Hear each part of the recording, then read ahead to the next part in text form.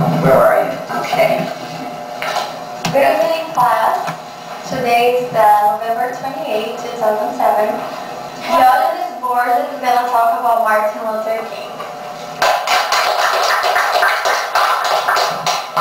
Good evening. I'm going to talk about Martin Luther King. He is such a brave man in the American history. Someone of you could ask me why I choose him. Why you chose him? He was a famous person. Well, in my opinion, me that we are foreigners, we just used to hear about him, but we don't know his story very in details very well. And I read that and I liked it. A nice story. He was kind of a hero. Well, about his biography, he was born in 1929 in Atlanta, Georgia, and he started his career studying medicine and law, and he took his doctorate degree in medicine and law, and he married Coretta Scott, was his wife, and they had 4 kids. After he married her, he became a pastor of a Baptist church in Montgomery, Alabama State. And another group of students, they made their protest in another town in South Carolina, inspired in Martin Luther King books.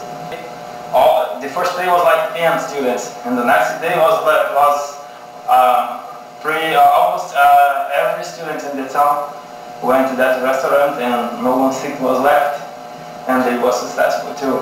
And Martin Luther King, he heard that and he thought that that man could grow.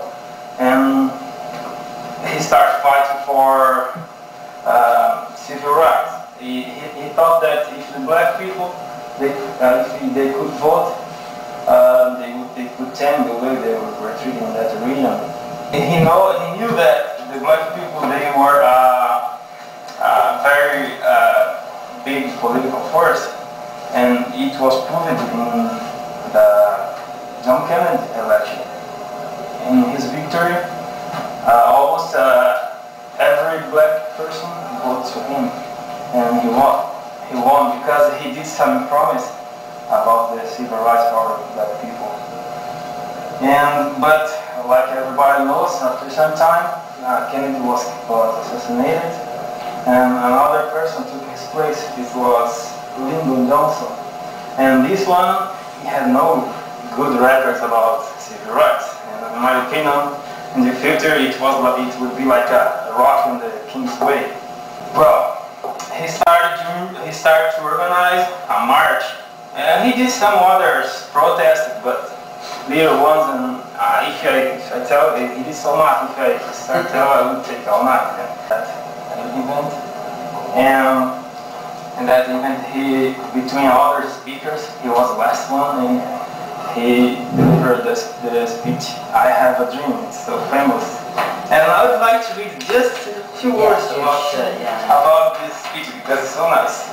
"I have a dream that one day on the red hills of Georgia, the sons of former slaves and the sons of former slave owners will be able to sit down together at the table of brotherhood. I have a dream that my 4-year-old children will one day live in a nation where they will not be judged by the color of their skin, but by the content of their character. I have a dream today. And when this happens, we'll be able to join hands and sing in the words of the old Negro spiritual, free at last, we are free at last." It's so nice. And in that meeting, he gave his position about the Vietnam War because it was happening at that time. And he said that the new President Lyndon, he was spending so much money in the war and he could not realize the promises that Kennedy was made. And it looked like this movie is being played again. Another trip that he made was to Memphis because he heard that over there the sanitation workers, they were in bad conditions, they had no rights. He heard that two sanitation workers, They were killed in a garbage truck accident, and his family was just left away. They had no rights. They just paid to the family his last payment and go away. And he went there to organize another protest. But in Memphis they were treated with violence again.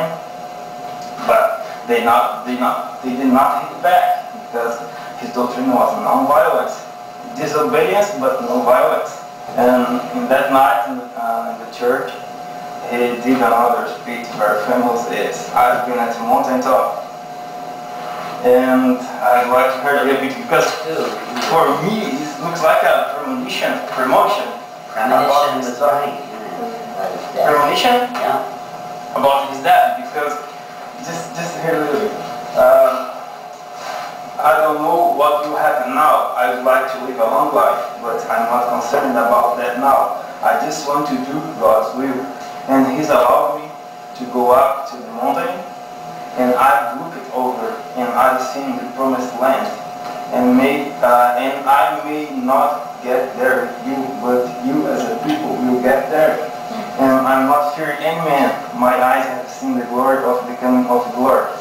And after this speech, he was killed in that night. That night? Yeah.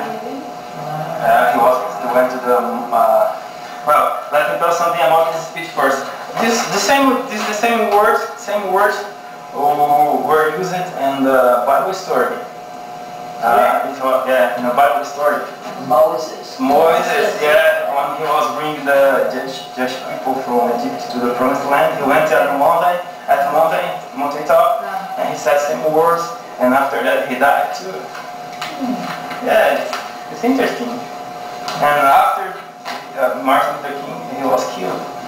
He was killed he was in the balcony of the motel where they would spend the night, and he was shot and killed. And his last words was to his pianist. He knew that he was dying, and before he said that in the next meeting, don't do nothing to glorify him. Just sing that song that they used to sing. The song was Precious God, Take My Hand. And they did. Precious God? Precious God, Take My Hand. And they did. And, well, his assassination is still a mystery today. It was a black man though, wasn't it? Yes. I thought it was a black man. They killed him? Yeah. I'm not sure. That man, he was arrested in London. He was trying to escape with a fake Canadian passport. And he was bring back to United States and he was arrested. But in the jail, he confessed that he killed Martin Luther King, but he also confessed that he was forced to confess that crime, and the FBI forced him to do it. Otherwise, they would arrest his father and his brother. So, and even the FBI director, he said that that man could not act alone, that he could not make a fake passport, he could not buy a ticket to go to London or do anything alone, that there was an organization behind him. And the people close to Martin Luther King, they believed that the government was behind his assassination. Well, but even after his death, he won a prize. He was the youngest person to receive the Nobel Prize. 77 Presidential Medal of Freedom, 2004 Congressional Gold Medal. He was considered one of the greatest orator of the American history. And I remember when I was in New Orleans, I lived there for a few months, I saw his picture in almost every office. And that took my attention. And I love this talk about him. And that was it. Thank you.